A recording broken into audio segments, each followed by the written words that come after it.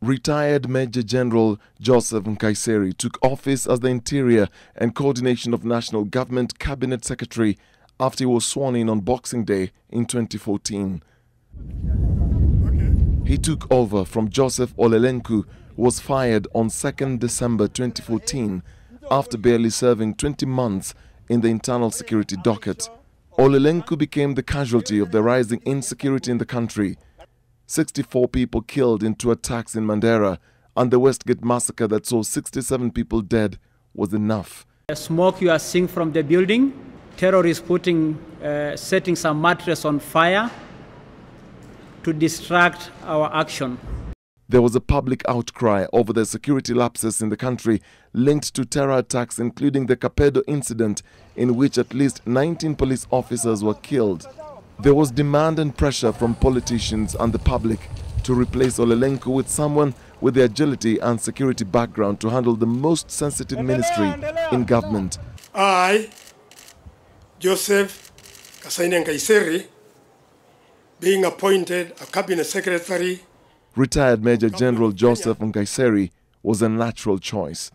Parliament was unanimous in vetting his name for the job. It took longer than it should have to do the reorganization that we did in the security forces, because I think that was something that ultimately, once we did it and we got a new team and greater cooperation, amongst the security actors, that has resulted in us now seeing the kind of positive impact in terms of improved levels of security and our ability to deal with terrorism and other such issues. His last assignment in the military before retiring was serving as a commandant of the Armed Forces Training College. He retired in December 2002 after 29 years of service. His first job after being elected into Parliament in 2007 was to serve as an Assistant Minister for Internal Security under the late George Saitoti in former President Mwai Kibaki's cabinet. His entree in 2014, when he took over the Security Ministry, which had suffered serious security breaches, was one thing: to repel terrorists. I want to promise that I will not let Kenyans down. That came with a raft of new security laws that were controversial. Joseph Nkaissery told Kenyans to expect major changes in the security sector, and in his first address after being sworn in, said he supported the amendments to the security laws, which were opposed by media owners, civil society groups and the Commission for Implementation of the Constitution.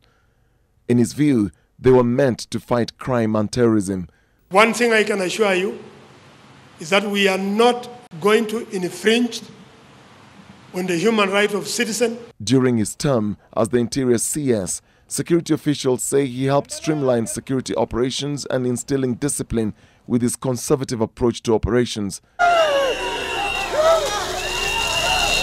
For political detractors, his message was always clear. Mimi niko na tear gas ya kutosha.